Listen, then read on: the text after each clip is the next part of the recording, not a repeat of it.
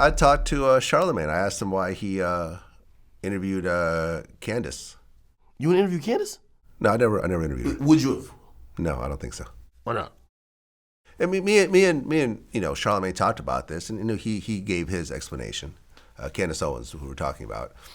I feel like what Candace does, and the reason why Candace is popular, is that she has made herself as a black face for white racism. White people could say, look, see, a black person is saying that George Floyd died because he was a drug addict, not because that cop put that knee to his neck. See, she's saying it. She's saying it, and she's black. What about if those are her independent thoughts? It just aligns with maybe what some racists feel, but she's not having it from a point of view to I think there's a lot of instances of that, and I think she understands the power of doing that, and the crossover into sort of the Trump kind of level of that. And I feel like, I feel like I have a little bit too much respect for black people to bring on someone like a Candace and have her throw those types of things out. You know what I'm saying? And I remember when I talked to Charlemagne about this, he said, well, a lot of older black people are actually saying stuff like this in private. That boy should have done those drugs. You know what I mean? He kind of put himself in that position, but those are the old people. Like, you know what I mean? Like I and Charlemagne's my man. I don't necessarily agree with that, but I respect the fact that he did it. But it's just not for me. What do you think is the difference between Candace Owens and, like, say, someone who's just Republican just happens to be black? Because I see more of that. I do see certain things that seem to be personal with her. I have no qualms with black Republicans. I don't have qualms with Republicans, period. People around me, she's more of the people face around me of conservative. are people very close to me. Black people are voting for Trump this time, and I respect their opinion. Are you voting for him? I'm undecided right now. Okay, last time we talked about this one time, you were undecided. But if I had an opportunity. So the next time I come in here, you might be wearing a MAGA hat. I won't be wearing a MAGA hat. But if I was offered a Trump interview, I would absolutely do it. If I was offered a Biden interview, I would absolutely do it. If I was offered a Kamala Harris interview, I would absolutely do it. Now I wouldn't want to interview Kamala Harris. Like, she don't got nothing to talk about. She got something to talk about. She got something to talk about. And that's to me. But at the end of the day, what Charlemagne did, he explained to me why he did not. Charlemagne's my man, and I respect his opinion on it. It's like, okay, cool. Joe Budden interviewed her as well. I interviewed her before both. Yeah, and you interviewed her. Yeah. So it's like, okay, I get it. Because listen. I fuck with Candace. Again, not on every point, but I don't agree with nobody on every point. I agree with Candace on some of the points that like, she's a conservative. Do you think that George Floyd died because of drugs? The guy's knee on his neck had nothing to do with it? No. All right, so that is that's But that's a big one. No. You can't say that's just one little small point. That's a big one. No. That's one incident. Not to trivialize the loss or the death of George Floyd, but the bigger things that she speaks about is some of the stuff I agree with. Like, some of her criticisms about how they're pushing certain propagandas in schools to kids about the trans and all this other stuff. I understand what Shorty's saying. I'm sure there's a lot. Listen, I've interviewed Robert F. Kennedy Jr., right? And there's a lot of conspiracy theory about the vaccine and everything else like that I didn't agree I'm with her with that. I get vaccinated. I know you vaccinated. I got vaccinated. In fact, I got a booster. Me, Kyrie, were the last two. Right. Me, Kyrie, and Candace. Right. And that's cool. When we did the interview, I didn't even bring any of that stuff up.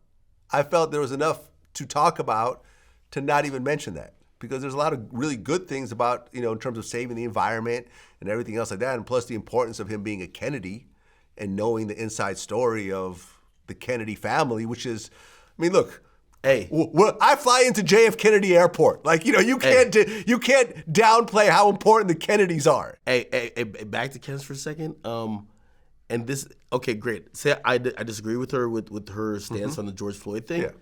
But I ain't gonna lie, I gave her a lot of credit, and I think it took someone as brave as her to actually go expose BLM for all the misusing of the funds, because I think that any person, the average black person, were gonna look like you're a sellout if you questioned that organization, and she was already seen as whatever, which gave her the courage to go expose what that was. Yeah, and BLM ended up being a scam in a lot of ways. They're buying homes, Like they're paying their brother $1 million a year for security and ridiculous Vlad, you remember things. Yele? When they be like, that earthquake in Haiti, and be like, yo, just text Yele 504, donate some money. And they were like, yo, they said, my man, Wycliffe, they said, yeah, Wycliffe and his peoples, you know what I mean? The little Tyndall swindler with the money, man. You know what I mean? I don't know. Never heard that? The Yele's? I haven't heard that. Man. I haven't heard that. Google And that listen, joint, man. Candace is an intelligent person. So right? why don't you want to sit with her to exchange She's ideas? intelligent, and she does have good points. But now, if she wants to say, you know something, Vlad, look, I remember I said I don't support reparations in terms, black reparations in terms of cash payments. I think it should be in the form of free college education. A lot of people got on me, and I tried to defend my point because I said, something, I don't think America has the money to actually do black reparations. But then COVID happened, and I saw how much money was just being thrown around aimlessly. And I had to come back and say, something? Man, Ukraine got all the reparations. Yeah. You got to go get that back Exactly. from them. And I said, something? I was wrong. In fact, I'm sorry that I said that. I do think that there should be cash reparations for descendants of slaves. And something, it shouldn't just be, maybe education should be part of it, but there should be cash to go with it. I was wrong. I've got new information. I was wrong. Now, if me and Candace had a conversation, and in that conversation, said, something, at the time, with limited information, I said that it seemed like he died from drugs, but after going through the trial and going through all the evidence and everything else like that. But you disagree with her on one point. That's a big point. It's a big point, and it's also a very racist point. No, it's a point that also is echoed by racists. But if you were gonna have me to say she's the black face of white racism, I would have to hear a lot more of these points that she's just spewing verbatim. Right. But this is a big one because the George Floyd protests were the biggest worldwide protests in world history. Okay? This is a big one. It's a big one. You can't just say, hey, I said 10 other things that you agree with. This is a big one. Now, if she came in and said, something, Vlad? In retrospect, I was trying to go for shock value, but in retrospect, Vlad, something, I'm wrong. And I'm willing to go on your platform and say, my bad on that. He died from the knee on his neck. But I don't think she's going to do that. There's still very educated people and people you respect their opinion that think that George Bush knocked down the towers. And they will stick by that. They'll say 20 million other smart shit, and they'll always be like, that's what was behind 9/11. Okay. And that also is, and you know what I mean? Obviously, there's a spectrum, right? You get to the spectrum where you have the Alex Jones level who got sued and he owes $1 billion because he feels that the Sandy Hook mass shoot never happened. Right. And he got sued for $1 billion and lost. And that's like all the way down there. But a But woman. if there was a video of George Bush actually shooting down the towers, then I would say, okay, maybe they have a point. But there's a video of a guy on George Floyd's neck with his knee as George Floyd is calling for his dead mother, and everyone's screaming around him, and he's continuing to put his knee on this man's neck until he dies in front of everybody. It's a little hard to say he was just a drug addict and the knee just had nothing to do with it. Well, Candace is one of those people that sometimes tries to be too smart for her own good. And she didn't just make a lot of thin air about drugs. I think the toxicology report there was. I think there was drugs in the system. No one's denying this. Which again, he didn't die from the drugs. He died from the knee on his neck. No. Again, and he was proven in court. I'm not saying unanimous jury. I'm not saying that I believe what she's saying. I'm just saying I sit with people all the time that I disagree with all the time. Like they might think A happened, I think B happened. To me, Candace, I like the fact that I won't necessarily call her independent thinker because sometimes, her thinking points kind of seem to align with certain groups. But I do like the fact that she's definitely down to even challenge the establishment, at least like speak up. You know what I mean? And again, for me, it's all about, how the hell, I want to see her on the Breakfast Club. She was on the Breakfast Club. Well, I want to see her on more political liberal platforms. You know why? Because I want to see actual opinions being traded between two. I would love to see her with Jon Stewart or someone like that, right? Like, we're not supposed to talk in an echo chamber. That's why I hate watching Fox. I hate watching CNN. They bring on 20 pundits. They all say the same thing, and then they bring on one person that's supposed to be the foil, and that person like is the dumbest person ever. Like they'll bring on like, what was that? They used to bring on that Mark Lamont Hill. All right, yo, bring this dummy in. Yo, Mark LaFlop Hill. Oh, yeah. Bring this fool in, okay? Did we give him his $15 for his per diem? All right, let's get him in here. Mic him up. Okay, let's go. Like, nah. Yeah.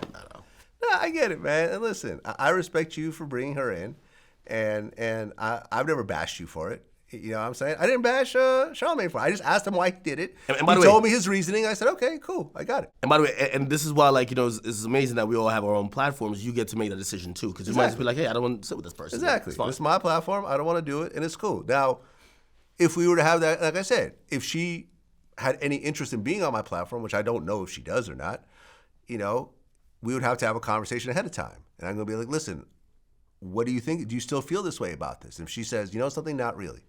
I'm like, okay, cool. Why don't you come on my platform? I have a sneaky suggestion. She's not going to say that. Right, exactly. So she won't be on my platform, and that's life. She does very well on her own platform, and she gets on your platform, on she just got fired by Daily Wire. Joe Bunn's platform, and on The Breakfast Club. She's good. She's good. She just got fired by Daily Wire. I think over anti-Semitic comments. See, I don't remember.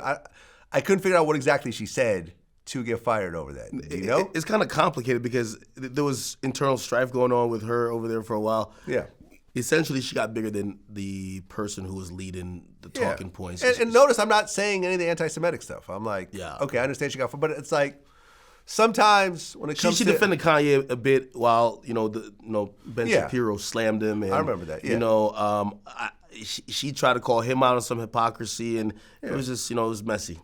I understand with anti-Semitism, the Jewish community a lot of times kind of overshoots their mark and are overly sensitive, and a lot of stuff that people claim are anti-Semitic really aren't anti-Semitic. Like when...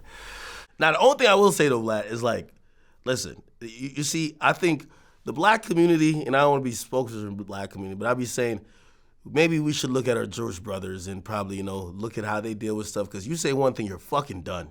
There's no coming back. We're getting rid of your bank account. We're getting you off the map. You could have a whole video like Justin Bieber when he was singing about hanging N-words or whatever. Yeah. And, bruh, nobody loves Bieber more than niggas.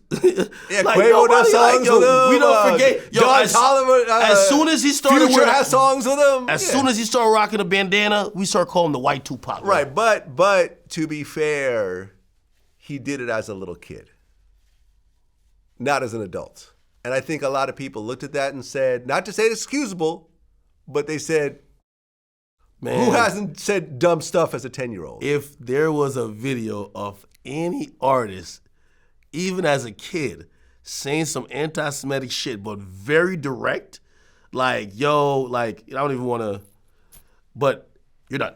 It's over. Like, trust me, it's over. It's over. Nick Cannon's still in business. He retracted and by the way, he was soft, like, he didn't really jump all the way out. He was just co-signed like Mr. Louis Farrakhan. And No, he was co-signing from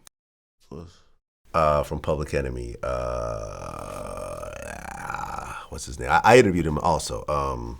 Yeah, but he wasn't like, I don't want to say there's levels to the anti-Semitism. He wasn't out there like, again, if there was a word that could like sum up the experience, like just like joking around. Professor Griff. Okay. Yeah, he was co-signing Professor Griff. But, at the end of the day, people make mistakes. They got him out of here for a good while, though. They were like, hey, that show Wild done. Out, but then he got Wild Out back. In fact, he's got a bunch of shows now. So I feel like he's okay now. So, it is what it is.